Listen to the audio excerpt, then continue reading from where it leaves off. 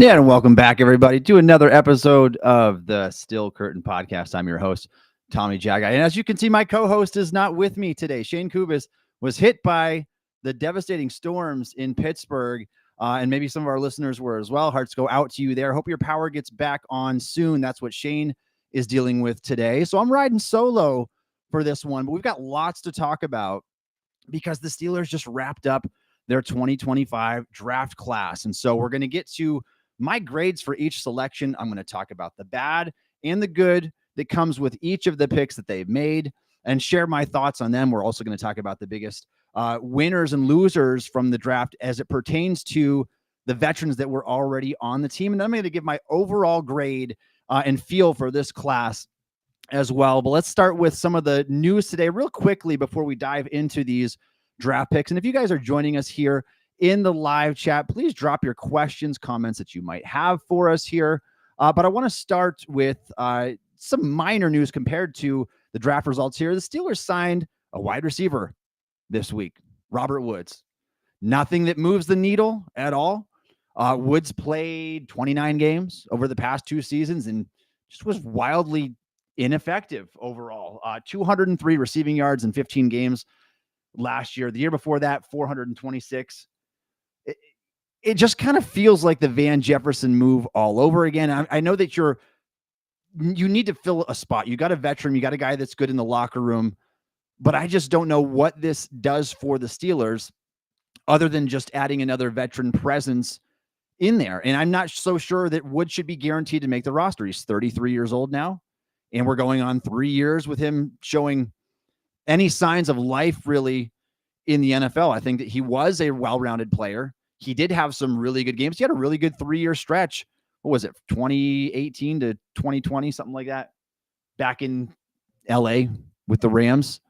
Those days are long behind him, and I just don't know if he has anything left to offer this team. Now, the Steelers didn't draft a wide receiver, and so you can chalk that up to the corresponding move because you didn't make a move in the draft for one. But at the same time, it's like, should this guy at this stage of his career, knowing that he hasn't done anything in a couple of years, should he be a guy who takes a spot or takes snaps away from a Roman Wilson, a Calvin Austin? And maybe that won't be the case. They're going to carry him through the summer. At least it was just a 1-year, $2 million contract. So it's not the end of the world if the Steelers have to cut ties with him before the start of the season. But worth noting that they did add another receiver to the room in Robert Woods. And I wrote an article on Still Curtain, just dropped yesterday if you want to go check it out, just kind of dropping the similarities between Woods and the Steelers' decision to sign Van Jefferson last offseason, coming from a very similar situation where things just weren't going well for him. And it was just pretty ineffective overall when on the football field. The other thing the Steelers did, obviously, right after the draft is what all teams do. They signed a bunch of undrafted free agents. The Steelers signed 7, which wasn't as much as some of the other teams out there in the league sign. They typically don't spend big, although they were willing to give a couple big signing bonuses this year. I think it was DJ Thomas Jones, the fullback / tight end, H-back, whatever you want to call him. I don't think he's going to be a true tight end at the next level at 6'1" and 240-ish pounds. Probably more of that fullback hybrid role. But the Steelers going to carry him through summer. I think he got $30,000 in the signing bonus, which is more than the Steelers typically hand out. The other signings they made, UDFAs, were Memphis wide receiver Rock Taylor, wide receiver from Indiana, Keyshawn Williams, Sebastian Castro, the safety from Iowa. They got some fans excited a little bit. Aiden Williams from Minnesota Duluth, the offensive lineman. Ben Souls, the kicker from Pitt, and J.J. Galbraith, the tight end from South Dakota. And of that list of names, pretty underwhelming group overall, even for someone like me that has spent a lot of time studying the draft. Castro is the only name that kind of stands out there, but still a pretty underwhelming athlete. He's an older guy coming out of school. I think he needs to play in the box at the next level, and maybe he'll have a path to the roster. But always at first glance, it's a little bit hard to get excited about the UDFAs unless there's a guy that you really liked as like a day 3 prospect who ended up slipping out of the draft and you feel good about. Pretty underwhelming undrafted free agent class, but stranger things have happened, and one of these guys may have a chance to carve out a role with the Steelers this year. We'll see. They got to make it through the summer first. But that leads us into the NFL draft. And we're going to go pick by pick here, what the Steelers did. Well, actually, before we get to that real quick, I want to talk about Shedeur Sanders. Such a big topic surrounding the Pittsburgh Steelers and the NFL in general. My emotions with Sanders kind of went all over the place. And I was not a big Sanders fan to begin with. His personality rubbed me the wrong way a little bit. I will admit that I did feel genuinely bad for him with the prank call stuff going on there. But the Steelers did not pass on Sanders just once. They didn't pass on him just twice. They passed on Sanders with their first 3 picks in the NFL draft this year. Obviously, they were missing that second round pick. You're still passing on him in the 4th round. And I think the fans have a right to question whether or not that was the right move for one of college football's best players this past year. I think Sanders did a lot to elevate that Colorado program and get them to 9-4 season when they were 1-11 team 2 years ago. Obviously, Travis Hunter had a lot to do with that too. But when you get to the 4th round, it's like, all right, at some point, does the value outweigh the risk, the potential headache? I mean, we're talking about a 4th round pick here. Not all 4th round picks are guaranteed to make an NFL roster. And so it's like, is it worth taking the swing on Shedeur Sanders? And if it doesn't work out, you can say, I'm just going to flat out cut you. And so that's a conversation I probably would have had with him and his party leading up to that point, seeing him fall out of day 2 of the draft and getting prepped and say, all right, if he falls to me in round 4, we're going to call and we're going to have a talk with them right now. We're going to say, hey, we're thinking about taking a chance on you, but just so that you know, nothing's going to be handed to you. You're going to have to work your way up the ladder. If you keep a level head, you may have an opportunity, maybe even to start for this football team at some point. Obviously, the Steelers went a different direction. We'll talk about the pick that they made later on in the draft. But Sanders was, for my money and for the consensus board money and for Mel Kiper's money, the best player remaining on the draft board for quite some time.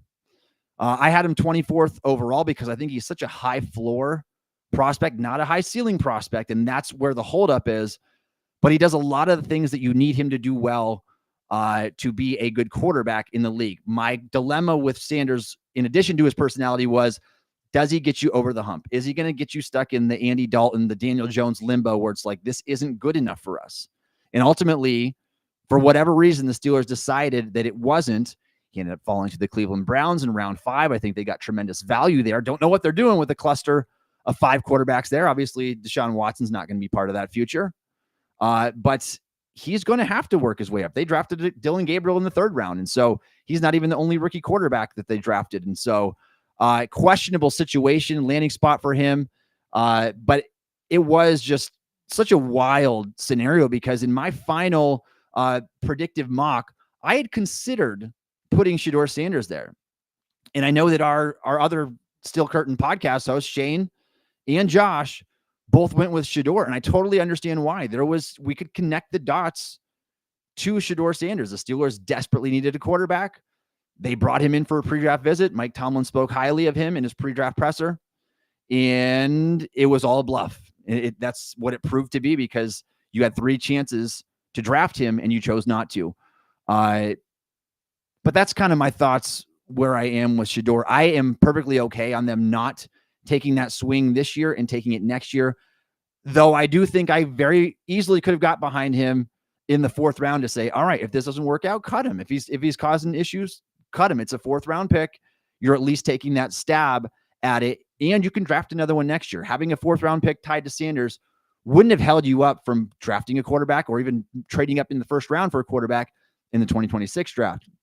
But they must have thought it wise to just not have him on the roster this year. So let's dive into each of these draft picks for the Pittsburgh Steelers. We're going to go round by round here. I'm going to start with the bad, and then I'm going to get into the good with each one, and I'm going to give my grades for them as well. And again, if you are joining us here in the chat, please drop your questions for me that you might have here. I'll see if I can grab some of these as I'm working this solo show today without Shane. And so let's kick this off with my post-Steelers draft thoughts and results and grades coming up. Let's talk about Derek Harmon, 21st overall pick in the draft by the Pittsburgh Steelers. I am a big Harmon fan. I was a big Harmon fan since I really started grinding his tape back in January. And I got to be honest, I've got a bias towards this type of player, the guy who is long and tall and athletic and whose limitations knows no bounds, really. I think that the ceiling is tremendously high for Harmon because he fits an exceptionally rare mold of an interior defender. And thanks to his size and athletic traits combination, he can play just about anywhere along the defensive line, and he's going to add value to this team for a long time. But let me start with some of the things that scared me a little bit about Harmon. The first is the medicals. Now, the Steelers cleared him medically, obviously, because they admitted they were not willing to trade away from Derek Harmon. They had received calls, and that is one guy that if he was on the board, they admitted they would not trade back from, and they ultimately did not. They sat there at pick 21, and they took the Oregon product, and I'm okay with that. But the medicals scared me a little bit because I think the Steelers have been maybe a bit more lax when it comes to medicals as some of the other teams are. I think the Bengals might have dropped him from that, and it sounded like that's the direction that they wanted to go with the 17th overall pick in the draft. But we just saw an example of this last year where the Steelers kind of ignored the medicals for Troy Fautanu, 10th overall player on the NFL Draft Expert Consensus Board. The Steelers got him 20th overall. The value looked great.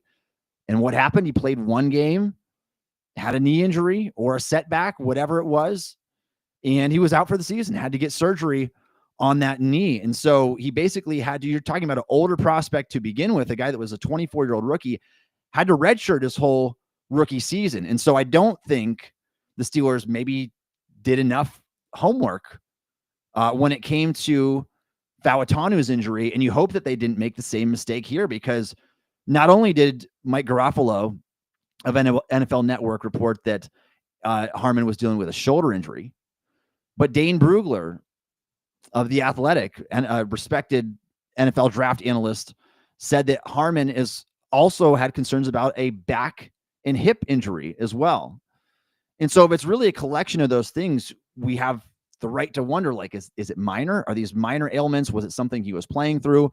Is there anything that requires surgery? Because all of that stuff factors into the evaluation process. Now, this goes to show how much I like Harmon, that I still gave this pick an A-, even with the injury scare surrounding him, because I think that there's a lot of stuff that he does really well. And I think that he's only starting to scratch the surface.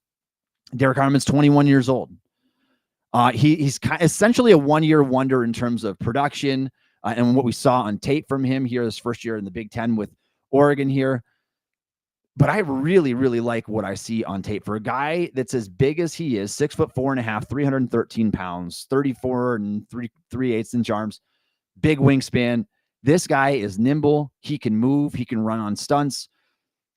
I just like his tape a lot and what he brings to the table. Now, I do think that Harmon, he's got to do a better job when it comes to a pass rush plan. He has to do a better job using the length to his advantage, because a lot of times he doesn't use those long arms.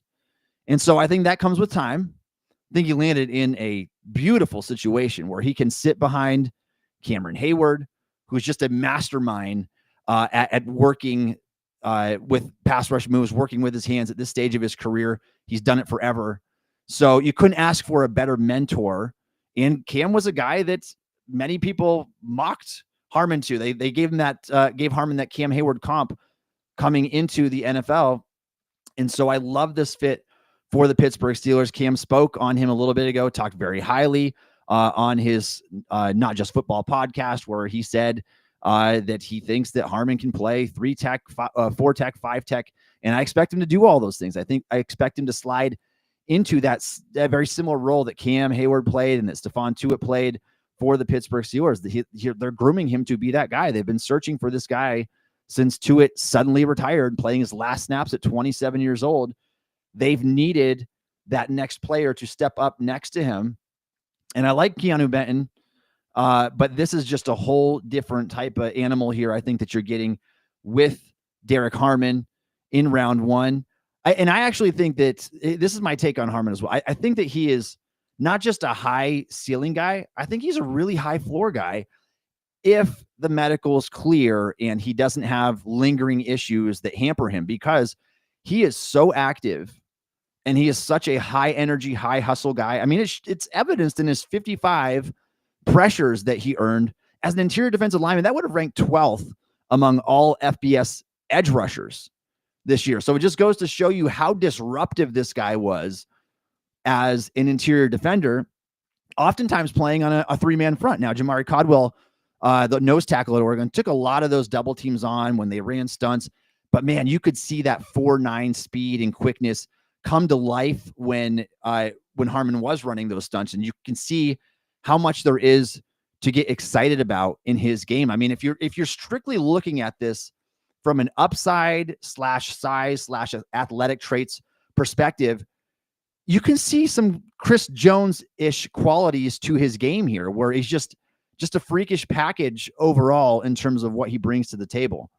Now, the Steelers have to hope that they can get the most out of that through coaching, trying to improve his pass rush moves. And again, another knock on Harmon, he does need to play with more power. He is a very big man, very long, but he excels in being the nimble-footed, quick, I'm going to beat you with finesse.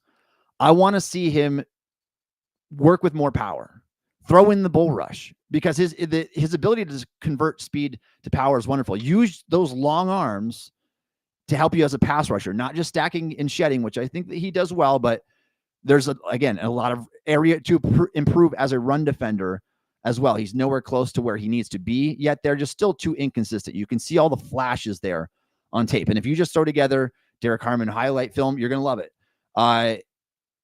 The biggest area that I think he needs to clean up overall in his game, he's got to break down and make tackles. That missed tackle rate of, I think it was 24%, egregiously high. It's good in a way that he's getting to so many plays in the backfield. He's just not cleaning up at nearly as high of a clip as he needs to. That is something that I'm very confident can turn around because of his profile. When you have an 84-ish inch wingspan and big hands and long arms and a powerful frame, there's no reason you can't do that. You just have to be a little bit more disciplined when you do get into backfield to break down and make the play. And if he can do that, if he can start doing that more consistently, the sky's going to be the limit to what he can produce in the NFL, even in terms of numbers. Like he can hit some top tier numbers when it comes to interior defensive linemen. So overall with Derek Harmon, I'm giving this an A-. I love the overall thought process here. And whether the Steelers lock themselves into this selection before the draft ever started or not, I do think that the value lined up pretty well. Overall, Harmon was 24th on the NFL Draft Expert Consensus board. They got him at pick 21. Personally, I had him 13th overall because I love the upside. Like I said, I think he was a high ceiling and a high floor player because of his effort and energy that he brings every single play. So I really, really like the Derek Harmon pick overall. Fills a tremendous positional need. I don't care as much about positional need. I'm more, give me the BPA. Give me the best players of the most important positions. That's my draft strategy. Best players at most important positions. And in 3 years' time, I'm going to have a roster like the one that Howie Roseman assembled with the Philadelphia Eagles, if you are willing to just take the best players in the draft. And I do personally believe that Harmon was one of the best players on the board when the Steelers were selecting. And I think he should have a long, productive NFL career in Pittsburgh. What do you think? Give me your thoughts on Derek Harmon. I'm going to get to the next player here on the list, but drop it in the chat if you have a thought on Harmon. And I want to go to round 2 now. No, the Steelers did not have a second round pick. And if you listen to Josh talk about this on Monday, he kind of went over the same things. I'm going to give my grades. Josh gave his. So if you want to go back after this pod is done and check out Josh's grades, he does a really good job breaking down these players. My opinions differ a little bit from Josh for sure. But I want to offer my insight and my thoughts on all this as well. So yeah, I like Josh. I'm going to count DK Metcalf as the Steelers' second round pick, just for this purpose at least. So obviously he wasn't a draft pick this year, but I want to give you the names. I want to give you a quick rundown of the names who went, the name that went at pick 52, where the Steelers would have had that selection if not traded to the Seattle Seahawks, who traded it to the Tennessee Titans. And I want to give you the names that went after that. And I want you to answer me honestly, who you would have picked from this, because the pool was already getting pretty depleted by this point. And so with that 52nd selection that went to Seattle and then went to Tennessee, the Titans used that on, I'm going to butcher this name, I know, Oluwafemi Oladapo, the UCLA pass rusher, who's a good football player. I watched a little bit of his tape. I didn't grind a lot of it. Good player overall, at least a decent athlete. Wasn't real productive. Had one finally of what had a good senior season. I think he might have been a redshirt senior even this year. That seemed a little bit rich. I had a 3rd round grade, and so that's probably a little bit higher than I would have taken him. So that's the pick that we were looking at, that the Steelers essentially traded DK for. Now here's the players that followed in the draft. Benjamin Morrison, a young cornerback, but one who's dealing with a hip injury, which is a little bit scary. Anthony Belton, an offensive tackle that's big and powerful, does not fit Steelers' wide zone scheme at all. Trey Harris, kind of a one-trick pony, slot receiver in Lane Kiffin's offense. Ozzie Trapello, the offensive tackle from Boston College. I thought that was a little bit rich, a bit of a reach pick there. Tate Ratledge, a good interior offensive lineman, probably could play guard or center. Jack Besh, who I liked, I think has good film, but there are questions about his speed. Does he run a 4.7?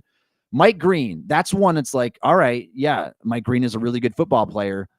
Did you fall because of character stuff? There were some allegations with him before the draft, and maybe the Steelers wouldn't have even wanted to mess around with that anyway, had they owned that 52nd selection still. Ended up going to the Ravens, of course. RJ Harvey. I like RJ Harvey's film. You're talking about a 25-year-old, soon to be 25-year-old running back who has injury stuff. That was rich for me, for sure. Trey Amos. That's a pick I could have got behind in the 2nd round for sure. I think Amos is a good corner. Shamar Turner, the Texas A&M defensive tackle. Omar Norman Lott, the Tennessee defensive tackle. And Andrew Makuba, who is a good player, but I devalue the safety position a little bit in today's NFL when there's so many of them as well. And so when you're looking at all these guys, and if you go to the 3rd round, you can do the same thing. I'll pop up the 3rd round here real quick. And wide receiver specifically, like you're talking about Trey Harris, Jack Besh. Here's the wide receivers that we're taking early in the 3rd round. Kyle Williams of Washington State, who I did like. I was higher than the consensus on Williams. I don't like him as much as DK Metcalf. Isaac Tesla from Arkansas, and Pat Bryant. Those went the top 10 picks of the 3rd round. Pat Bryant ran a 4.61 coming out of Illinois. You just can't convince me that any of them would have offered anywhere close to the same value that DK Metcalf would for this team. Now, it comes down to philosophy thing. If you don't think the Steelers are in a position to win right now, which, I mean, I don't think they're in position to win a Super Bowl. Maybe they can compete for a playoff win. But DK, in terms of overall talent, was better than the players you could have gotten with that pick. You do suffer the double gut punch where not only did you give up the 2nd rounder, you turned around and paid him $30 million a year, which unfortunately is the going rate of top receivers these days. But you didn't miss on the pick because you already know that DK is good. He is a perennial 1,000-yard receiver. He's a 2-time Pro Bowler. I just don't think that you missed on that. And so that's why I wanted to bring that up and still throw out a grade there, which I'm going to say A-. And the only reason it's not better than that, I think that Josh gave this an A+. The only reason for me is that the Steelers don't have a quarterback. And I just don't think that they're in a position where they can make a true postseason push right now. And so you did trade for a 27-year-old who still has good years in front of him.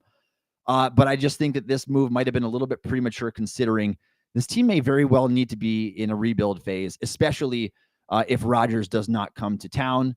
And who knows? We have no idea what that situation is looking like. I would assume that they've got some remnants of a promise or clue from Rodgers that he would come, considering the Steelers waited so long to draft a quarterback. But you never know how that guy's thinking.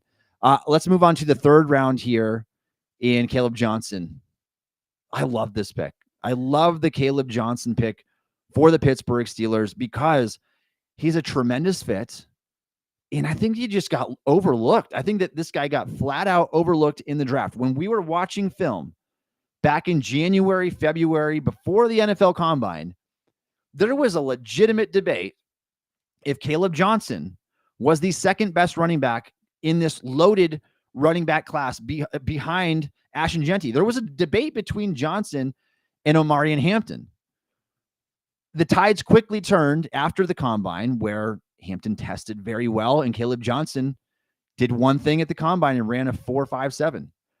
you can't convince me that that did not hurt his draft stock. That's where it stems from for me, because when you put this guy, you turn on the Iowa film, you see that he's running against stacked box. I think like 8.2 guys in the box per play, high broken tackle rate. He's still able to bust it outside. He's still able to long stride in the open field, past defensive backs. And this guy, we're talking, he's 6'1", 224 pounds. He's big. So I really like what Johnson offers on film. And then anybody just saying that this is the next Najee Harris pick, well, you replace Najee with Najee. I couldn't disagree more. I think Najee's kind of the opposite in the way that he runs. It's 3 yards in a cloud of dust. It's a guy who gets to top speed very quickly, but his top speed is very poor. And Johnson's kind of the opposite way. He had only a 16th percentile 10-yard split at the combine. But once he gets going, he can really start striding. And it kind of reminds me, I hate to even put this name out here, but Derrick Henry, the way that he has that build-up speed. And again, he's just a brilliant wide zone runner. He fits what the Steelers want to do on offense. Johnson was my 34th overall player in this class because I thought the film was so tremendous. He was a true junior. He's a young 20 years or 21 years old. He fits the size profile that you want. He doesn't fumble the football. He had an elite season at Iowa with over 1,500 rushing yards and 21 rushing touchdowns, even though the opposing defense knew that Iowa wanted to run the football down their throats every single time. They made it happen, and Caleb Johnson is largely responsible for that. I think that his film is outstanding. And so if you are getting caught up in that 4, 5, 7, 40-yard dash, I beg you to go put on the tape. This is a guy that I believe Dane Brugler had his hand time at 4.46, 4.48 before the combine. They thought he was fast, and you can see why. And I think that he hit speeds of close to 22 miles per hour. And so this is a player that I get really excited about. And if you know me at all, I am hashtag running backs don't matter. We've got a mug at church that says running backs don't matter. This is not a position that I'm fond of overall, but when you are thinking about the idea of potentially getting a workhorse back that can be on the Steelers for the next 4 or 5 years at the cost of the 83rd overall pick in the draft, that is tremendous value that you can't pass up there. And so I was thrilled when they cashed their ticket in for Caleb Johnson. Now, what does he not do well? Surprisingly, he's not very good behind the line of scrimmage. This is part of it's partly because he runs a wide zone, and he's also not overly twitchy and shifty. He's smooth and he's got long speed, but he's not super twitchy. And so if you get him, if you can bottle him up at or before the line of scrimmage, he's not going to be very effective. So he's going to be one of those runners that I think gets 3 yards, 4 yards, 2 yards, -1, and then he busts out a 35-yard run. I'll say right now, if I want to make a bold prediction off the top of my head, he's going to have 3-4 runs this season that may be longer than the longest run that Najee Harris has had in 1,000 carries with the Steelers, which was a 37-yarder. Like, there was just not enough explosive plays with Najee. You are getting a guy that, even though he ran a 4.57, very different level. He has a gear that Najee did not possess. It's very, very easy to see that on film. Now, when you go against NFL defenses, sure, it might not be quite as effective as it was in the Big Ten at Iowa when there's a bunch of guys in the box, and when you get out around them, you kind of got room to cruise. But I really, really like how he follows his blocks. I like that how he breaks arm tackles without losing any speed at all. And I think that's where his power, this kind of sneaky power, comes in right there. I'm just a fan of this pick. I really like this running back prospect. And look, if you look at last year's running back class, there is not a chance that Caleb Johnson is not the first running back taken. I mean, he to me, he is so much better than Jalen Brooks was, who, by the way, was also coming off an ACL tear, dealing with that during the draft process. Jalen Wright. I mean, it's just not a good class at all last year. So yeah, he definitely would have been the top. I think he would have been one of the better running, not the best, because we still have guys like Bijan, guys like Jahmyr Gibbs. Those guys are better prospects. I had those guys a tier higher easily. But he would have been one of the better prospects to come out still, I believe, over the last 5 years. It's just this running back class was so loaded. And I still think that you could make a case that Johnson could be argued anywhere from 2 to running back 5 in this class. If you think him think of him as lower than that, I would like to question you and ask you why, because the film tells a very different story. I think it's hard to make a case that he's lower than that. I just think that the Steelers are getting a guy who right away is going to come in, work in tandem with Jaylen Warren before eventually carving out a much bigger role. And then by 2026, probably being the workhorse back of this team.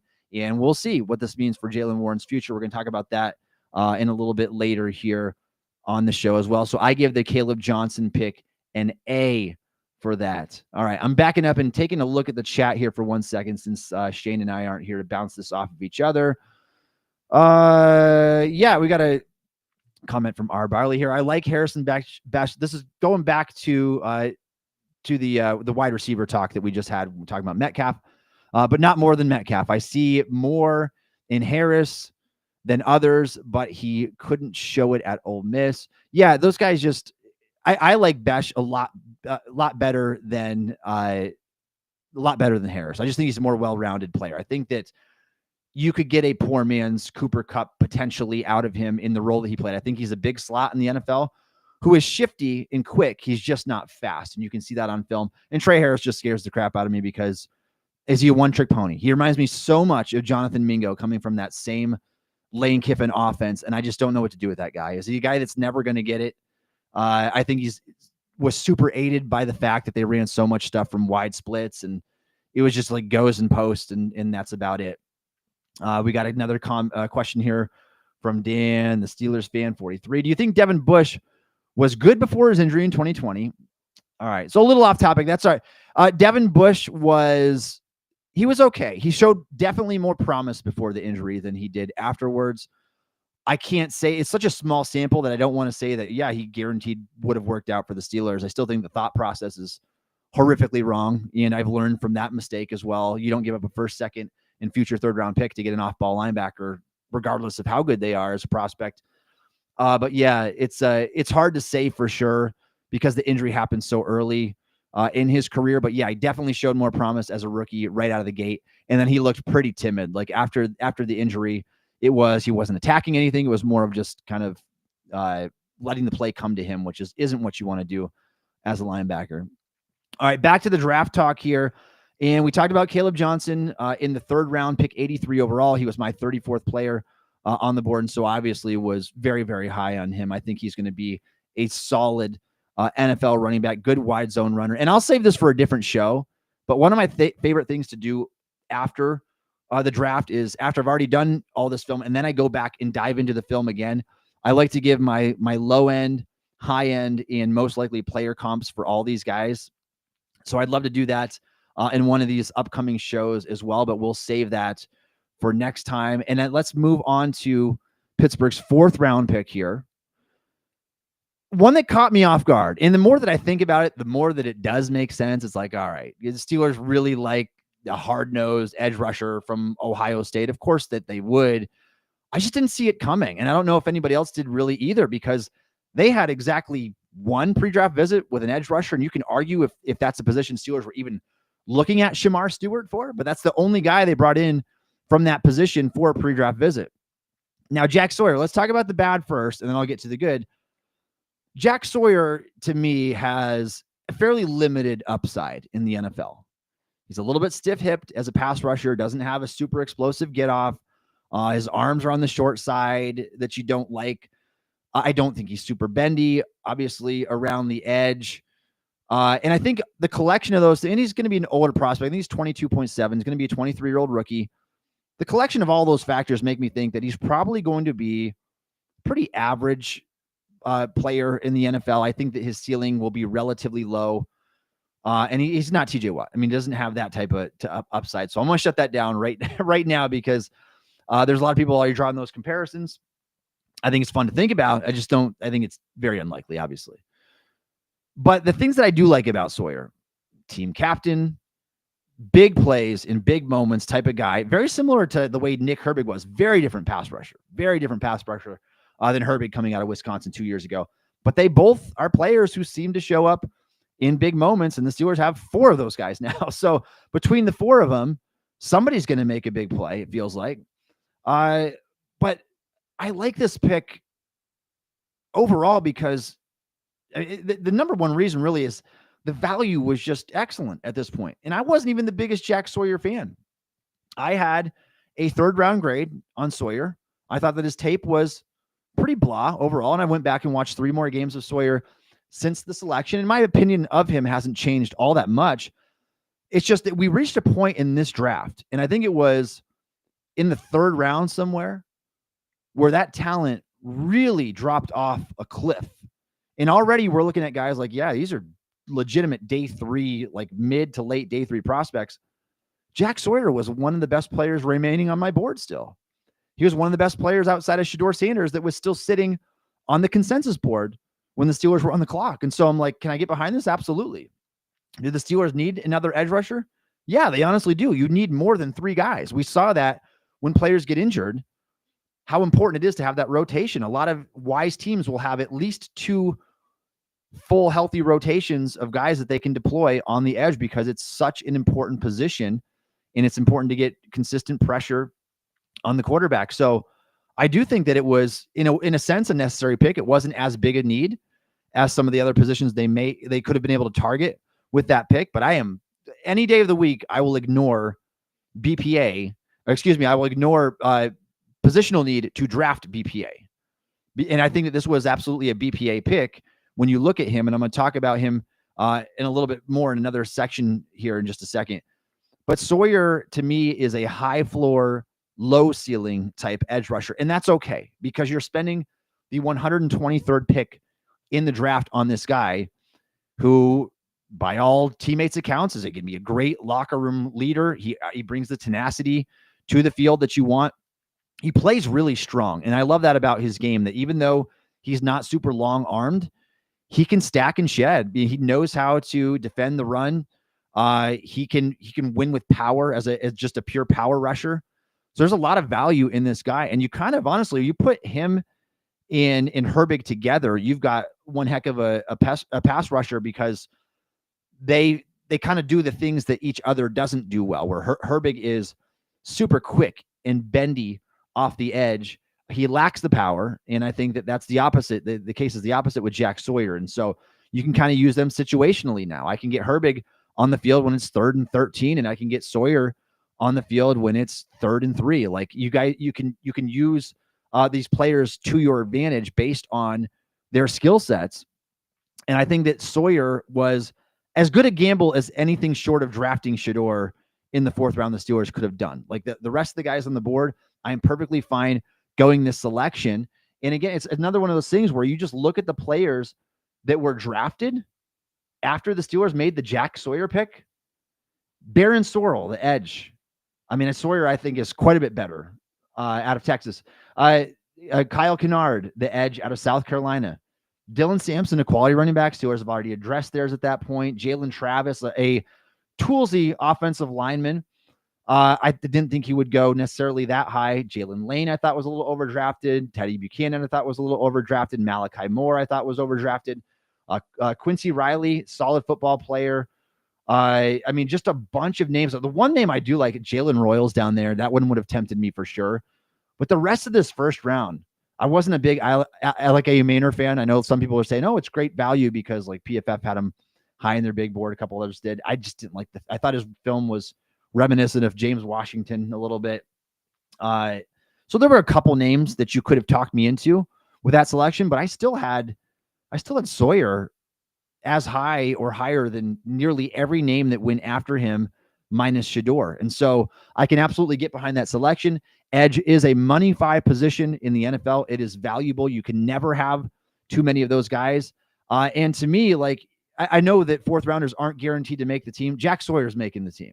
Like, I would be beyond floored if he doesn't, because there's very little competition there. He's going to beat out Jeremiah Moon, assuming that he's healthy, obviously. Everything depends on your health. Otherwise, the Steelers will stash him and have him play again next year. But yeah, he's going to beat out Jeremiah Moon, and he's going to be probably a quality 4th edge rusher for this team. Dane Brugler had a 2nd round grade on Jack Sawyer. And so that shows you what he thinks of him and the value that Steelers got with that selection there. All right. So I talked about Sawyer, the things that he did well, didn't do well. I gave that pick a B overall. And the only reason why I was a little bit hard on it is because I don't think that Sawyer has a very high ceiling. But that's okay. Like I said, I think you're getting him in the 4th round. You're getting a rotational edge. And I don't expect him to ever be anything more than that. I know some people said he can be a full-time starter in the NFL. Maybe he could. It just, especially with the situation he landed in as well, he's going to be a backup, and that's all right. And I think he's going to be the fourth best of this group. Like I don't like him personally. I don't even like him as much as I liked Nick Herbig coming out, who I also thought was a tremendous fourth round draft steal for the Pittsburgh Steelers. Very similar situation in terms of his slide in the draft as we saw with Jack Sawyer. So that brings us to the fifth round here. And again, keep dropping your chats in here if you got anything to say, and I will see if I can get to those here in a second. So let's go to round 5.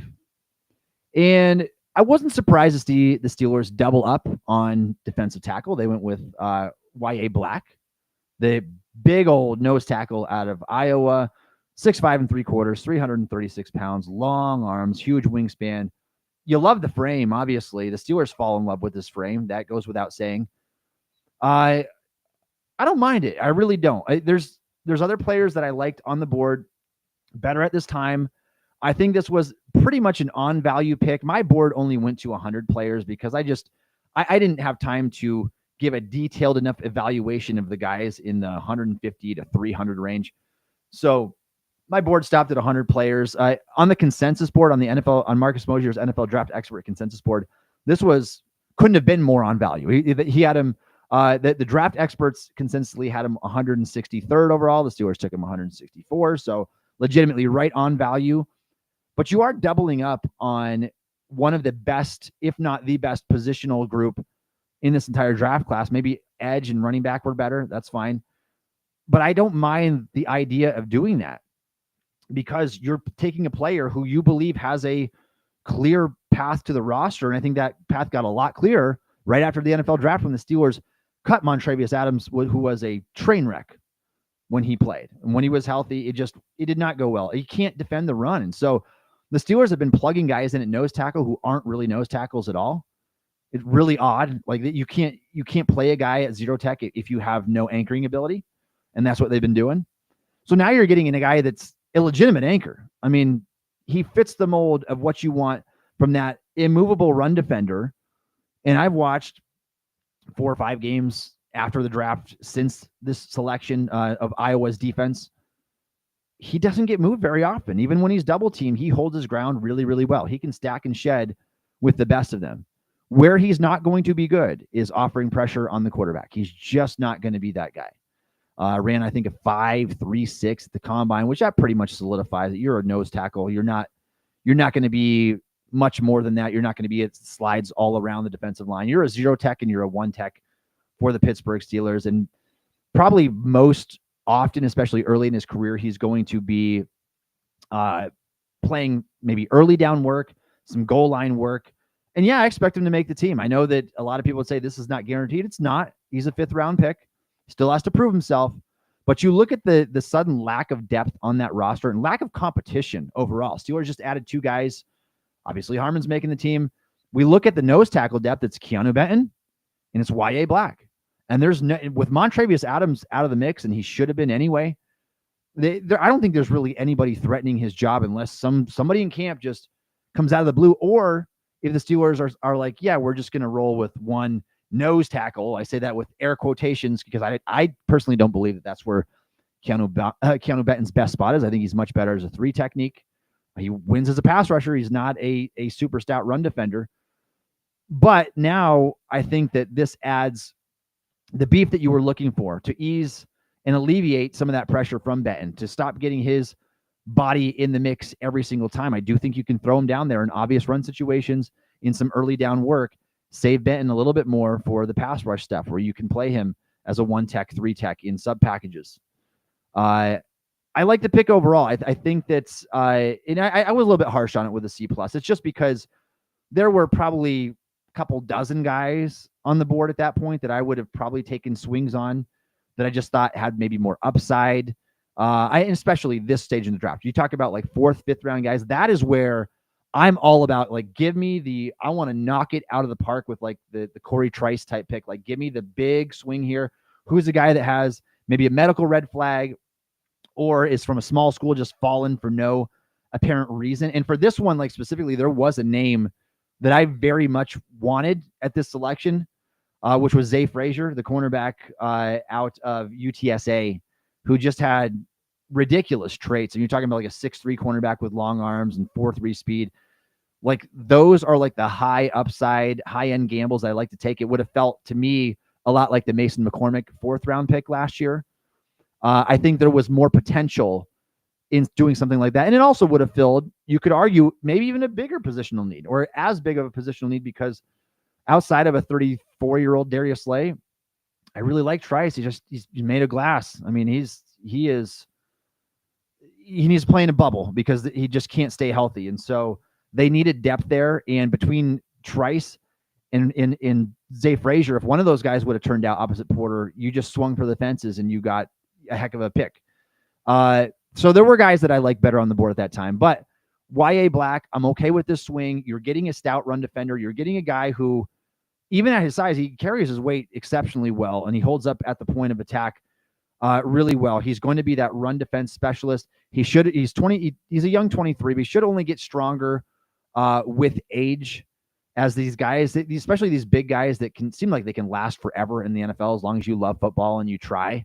And maybe that's kind of what we are with Y.A. Black here. To me, this is not a Dan McCullers pick. He's just a much better football player overall than that.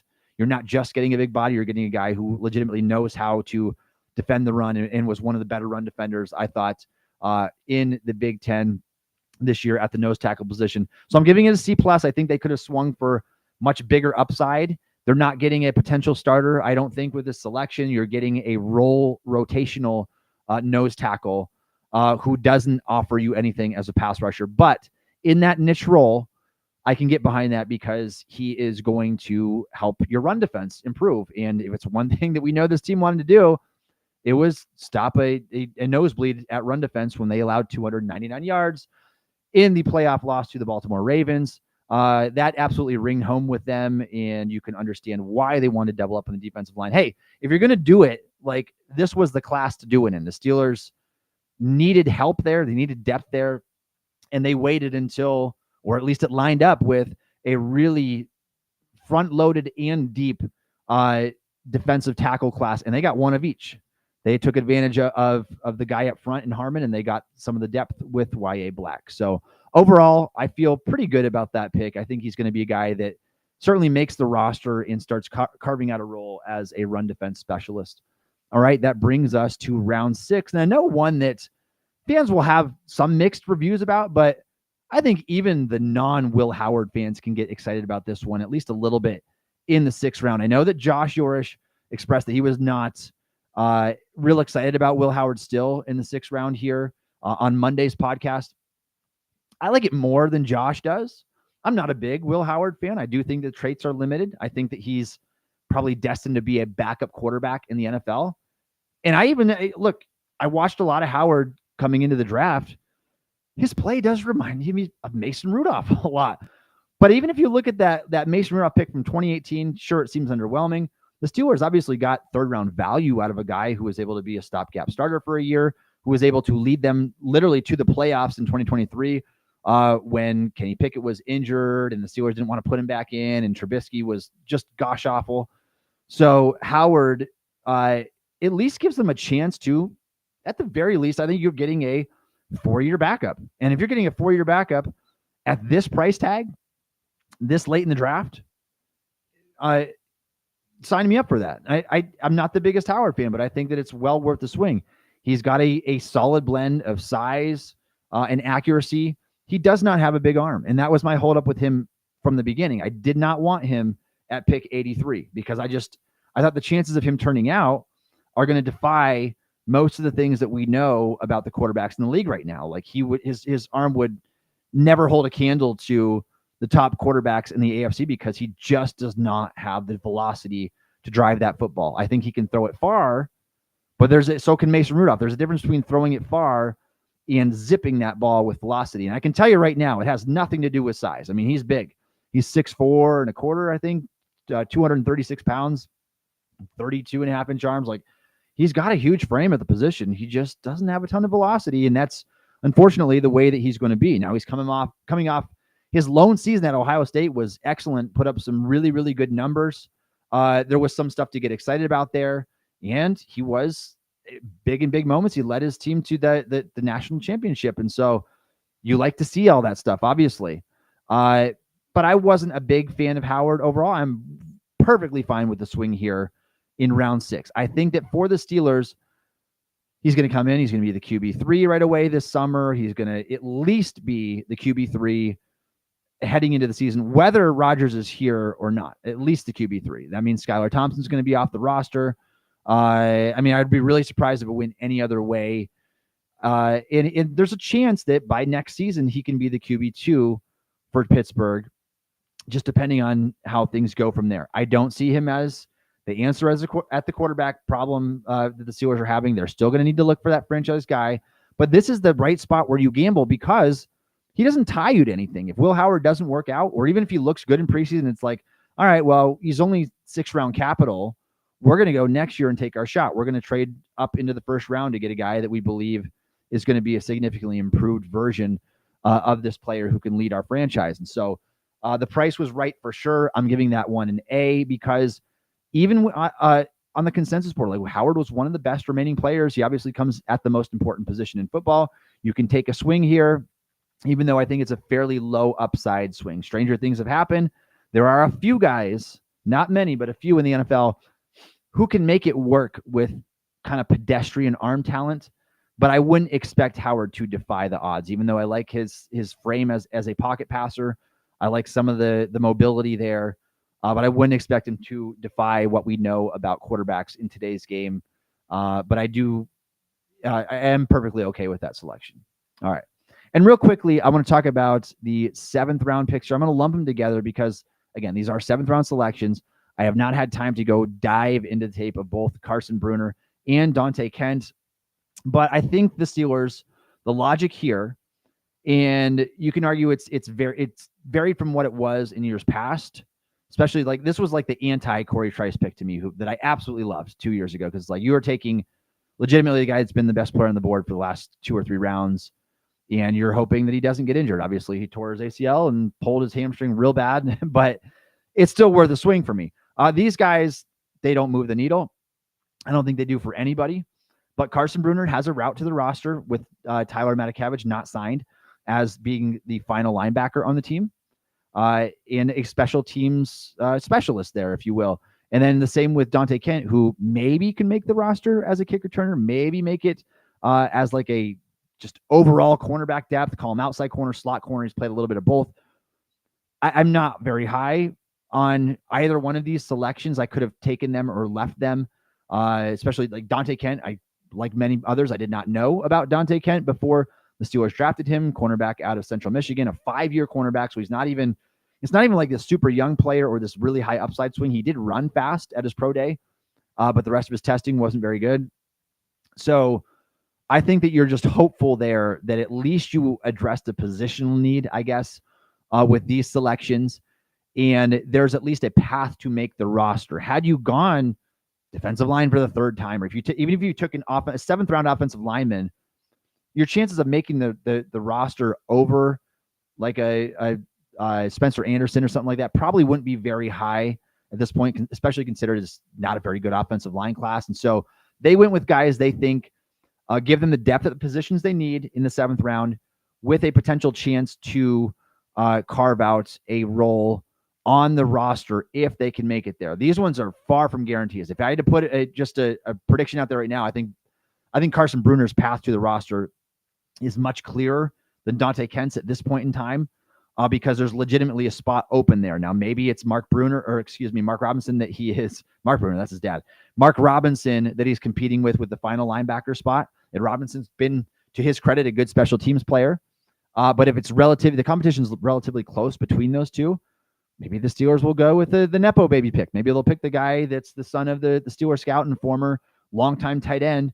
And maybe they'll just say, hey, this guy's on a 4-year contract with as a late 7th-round pick. Let's groom him to be our next Tyler Matakevich, where he's a better athlete than that guy. He can hit, he can play special teams. So as long as he doesn't disappoint in camp, I think that there's a path to the roster for him. So because of their approach And I understand where they were coming from. I gave this a C, even though I do think that both of these I would have had as I would have Bruner as probably a priority free agent. Kent, like I said, I didn't know anything about. And so I think someone said he was like 436 on the consensus board. And considering there was only 200 some odd players drafted, 200 and get the number right here. Was it 257 players drafted? Yeah, that's quite a ways down the board. But at that point, this late in the draft, you're looking for guys that you think can be gems or guys that you think can crack the roster. And the Steelers did the latter. So I'm okay with that. And I'm giving that a C.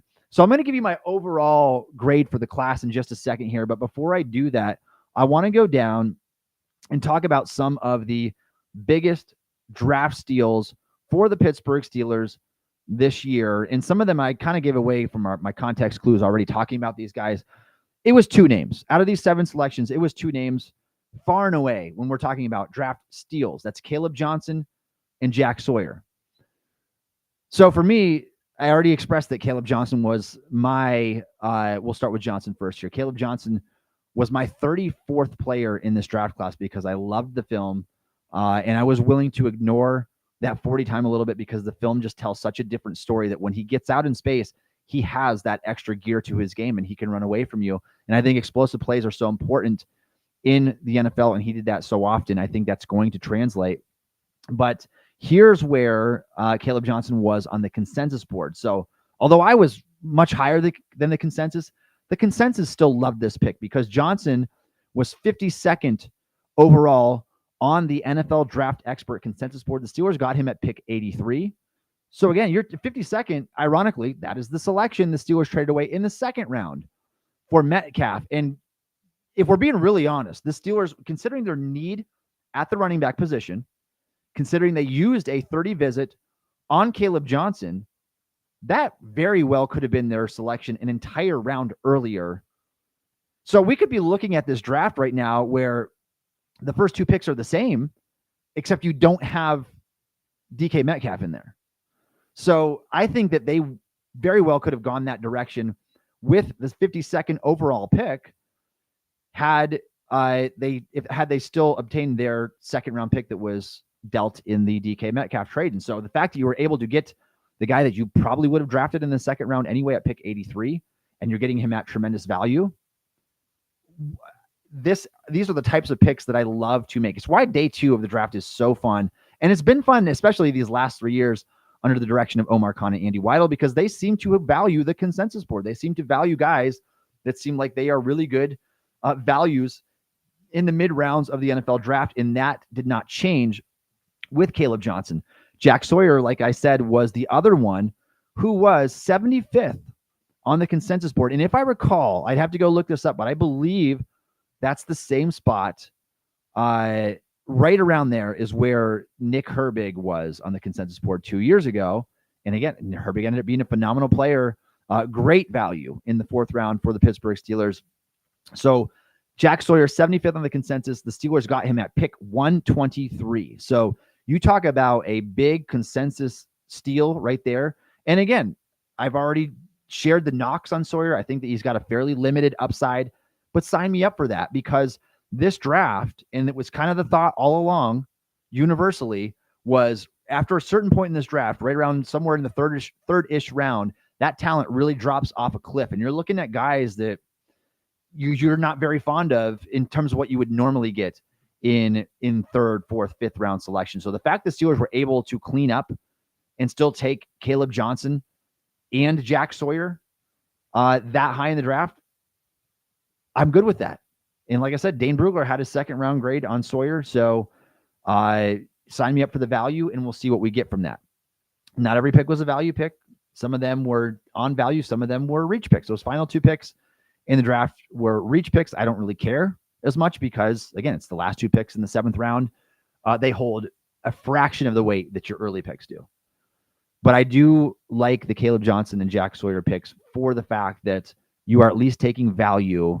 And again, it's just more reason to be confident in this front office. They at least have the right approach when it comes to that. And one more thing on the Jack Sawyer pick, it's like you ignored other less important positions to take a money 5 position to add depth there not because you had a need, but because he was the best player left on your board. And so I love that approach. I can get behind that 10 times out of 10. All right. Now I want to talk about the winners and losers real quick before I give my final draft grade for the Steelers, my overall draft grade, and then sign off on today's show. Let's talk about the winners in terms of the players already on the Steelers roster before the draft. Who won from this? The first name might surprise you a little bit, and that's Mason Rudolph. Now, why do I call Mason Rudolph a winner when they took Will Howard in the 6th round? It's exactly because of that. They took Will Howard in the 6th round, who doesn't even necessarily have a better arm than Mason Rudolph does. And so I don't think they took an overly threatening quarterback, at least this year. Now, maybe Rudolph signed a 2-year contract, so maybe there is reason to be threatened next year. But for this year, at least, things could have gone a whole lot worse for Mason Rudolph. They could have drafted a quarterback at pick 83 in the 3rd round. They could have traded up for one, get back into the 2nd round to draft a quarterback. They could have taken one at pick 21. They could have taken Shedeur Sanders there. And then instantly you bump Mason Rudolph down to what would be the 3rd quarterback if Aaron Rodgers signs, or at least take away his shot. Right now, if Aaron Rodgers doesn't sign, Mason Rudolph is going to go into the season as a starting quarterback, unless they go out and get Kirk Cousins, which, Kirk, I like you. You're a good guy. You've got less arm than I do right now. So I'm not in favor of that at all. His arm is completely toast. Couldn't throw a simple out route last year. And I know that he'll be another year removed from the Achilles injury. I had an Achilles injury, and I think I can throw the ball with more velocity than Cousins can right now. So yeah, let's not do that. I don't want to go down that rabbit hole, but Rudolph should be grinning after the selection of Will Howard, because it came so late in the draft. And at least this year, Howard's not going to threaten Rudolph, barring something spectacular that he does in the preseason, in training camp. If he just blows the socks off of Mike Tomlin and company, the job is his to lose, at least as the QB2. Like, he's at least going to be the QB2 this year.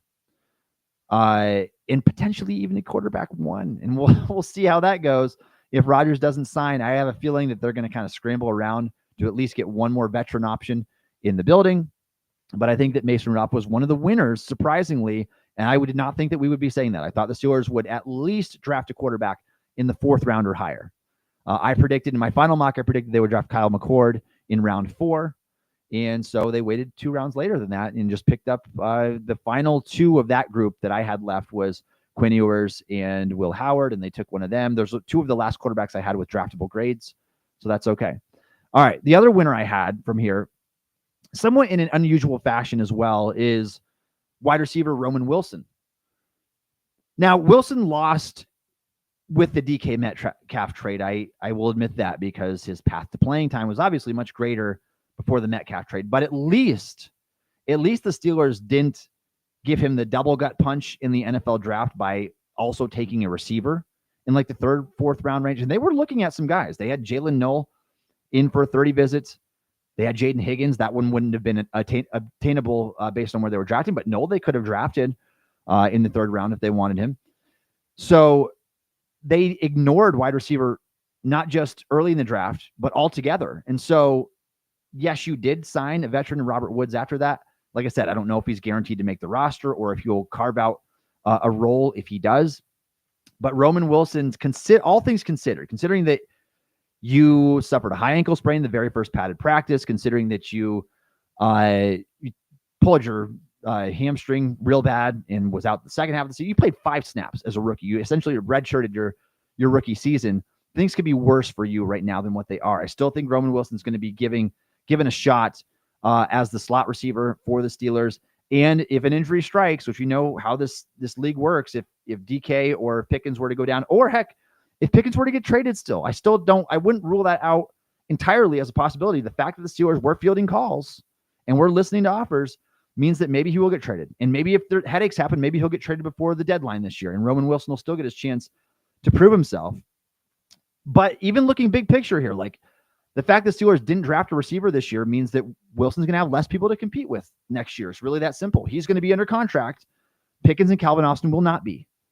And I would be surprised if they brought back either of those guys. Maybe they would bring back Austin on a reasonable contract. If he shows something this year, Pickens is not coming back unless he just changes and he blows the socks off the organization with what he does.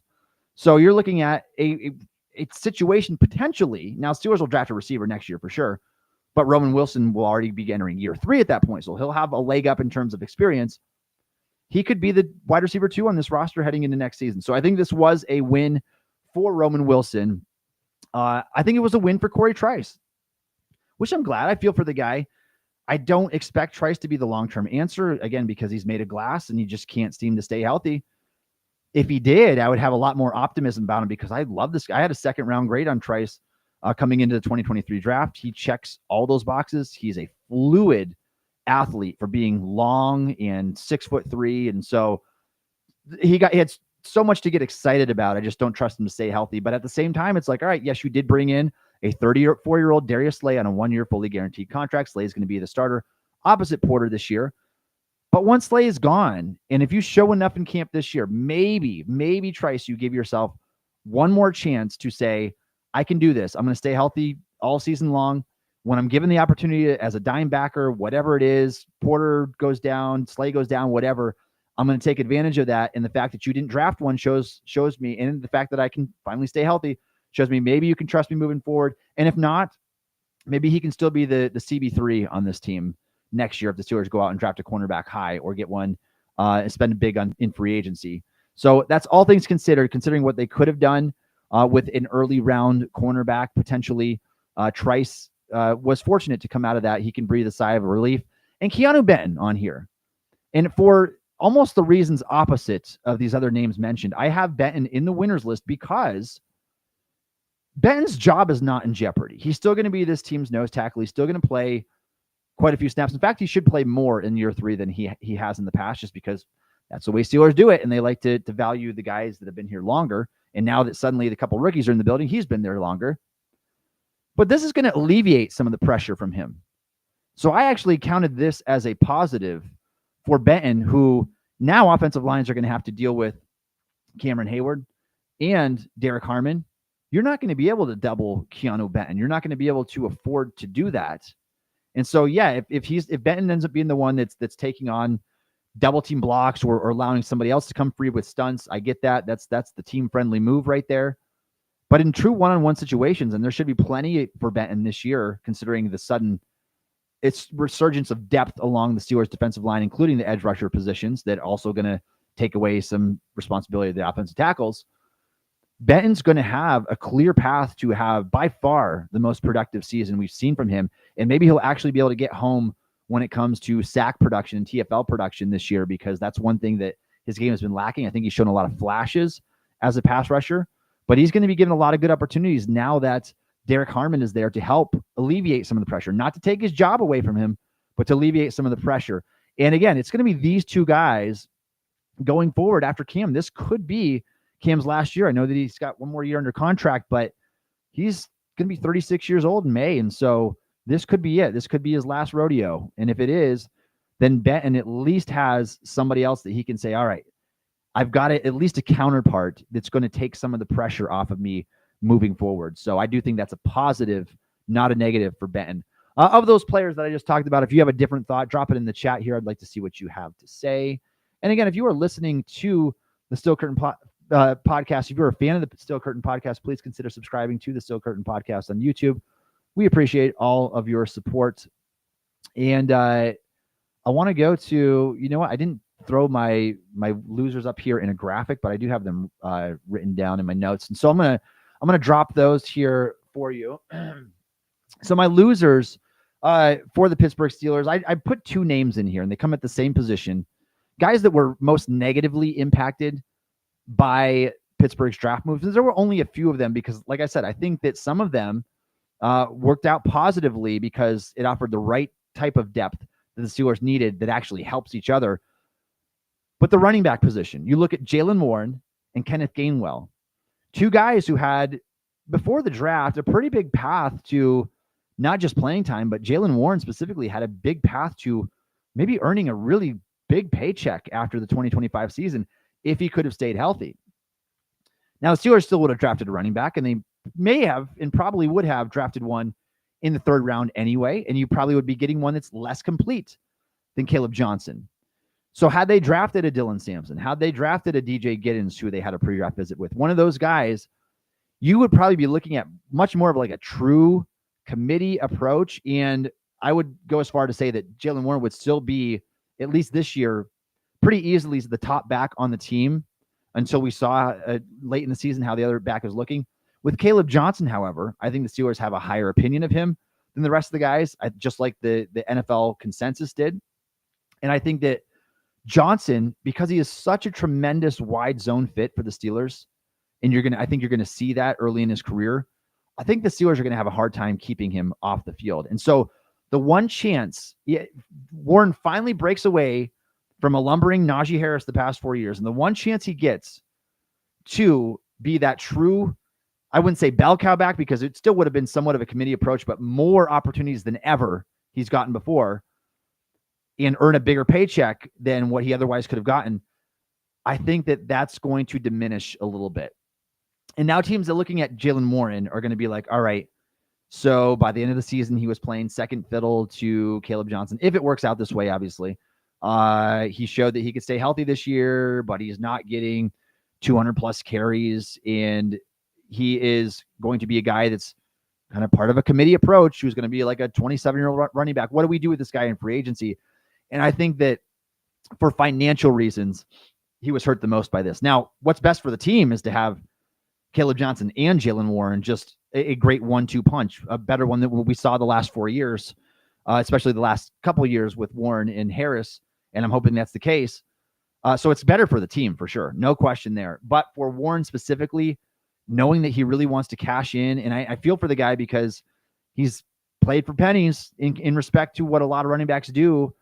Considering he was an undrafted free agent, he was he signed his restricted free agent tender, which is a good chunk of change there, but it's not like he's going to get in future contracts. I just think that contract can take a hit there. And then with Kenneth Gainwell, it's like this guy was pretty much a lock to be the team's third running back. He was probably going to assume kick return duties like he did in Philadelphia. This kicks Cordero Patterson off the roster. You can basically write that in stone. But his opportunities just went way down too with the Caleb Johnson signing. And so I think that if Gainwell sticks around, I would still expect him to stick around as that third running back. But what did we see the last couple of years between Najee Harris and Jaylen Warren? There was almost no touches to go around for a third running back. And so because the Steelers did draft a running back with their first pick on day 2, and because this running back happened to be Caleb Johnson, who fits the profile of a workhorse, I don't think you're going to have to turn to Gainwell very often, which is better for the team. I think Gainwell is just a very average runner at everything he does, but it's bad for Gainwell because he's just not going to be given a lot of opportunities, barring an injury in the backfield to Caleb Johnson or Jaylen Warren. So those guys both took a hit to me there. So before I sign off here, let me just check the chat one more time. Yeah, Austin isn't going anywhere. That's our punt returner for the future. I agree. Austin's making the roster. Beyond this season, though, I wouldn't say he's not going anywhere because the Steelers could always go out and sign a different guy next offseason that fills a punt return duty role. Wouldn't surprise me. Sure, I'd like Austin back. He's been a proven punt returner. He's got ball security in that regard. I like what I've seen from him in the limited times that he's been given an opportunity. It's just, man, you're so undersized that it's just going to be hard to carve out a true like non-gadget role in the NFL. But yeah, there's absolutely a window for him to continue being that punt returner in 2026 and beyond if he's got another good season on special teams. All right. And today I'm going to sign off by giving you my overall draft grade. And for me, for the Pittsburgh Steelers, the grade that I went with was an A-. So I like the value that they got, especially with the Caleb Johnson pick, the Jack Sawyer pick. I love their first round pick. I had Harmon again as my 13th overall player. High floor, high ceiling, as long as the medicals check out. I do think a lot of this draft hinges on Harmon. If he goes down and ends up missing his rookie season because of injury stuff or whatever, ends up having to have a couple surgeries early in his career. We don't know the extent of these at this point in time. But if the Steelers didn't do enough homework and those medicals don't check out, I'd probably end up moving this draft grade down in hindsight.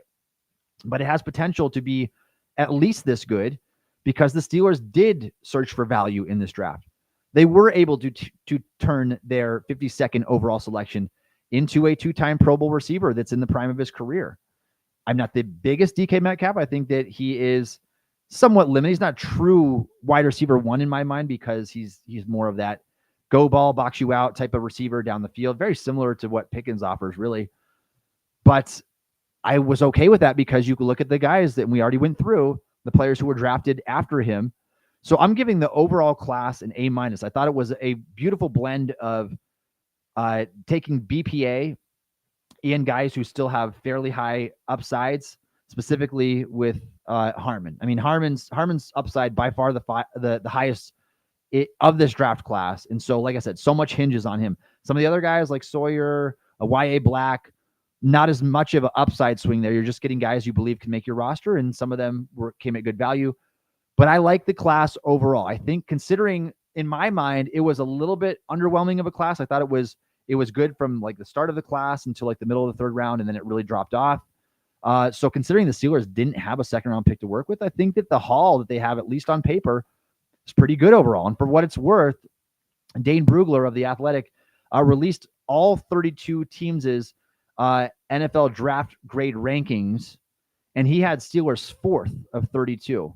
And just to pull up a quote from Brugler real quick, he said, Caleb Johnson will be as good as his volume allows him in the Steelers backfield, but I have to go with Harmon in reference to his best pick for the Steelers, who is my favorite prospect in the draft class and landed in the perfect spot. So Dane Brugler is an enormous fan of Derek Harmon, calls him his favorite prospect in this class. And it's not hard to see why. He has a lovable character, great character guy. And I feel so bad for him. The situation that happened, losing his mother right after being drafted, is just absolutely tragic.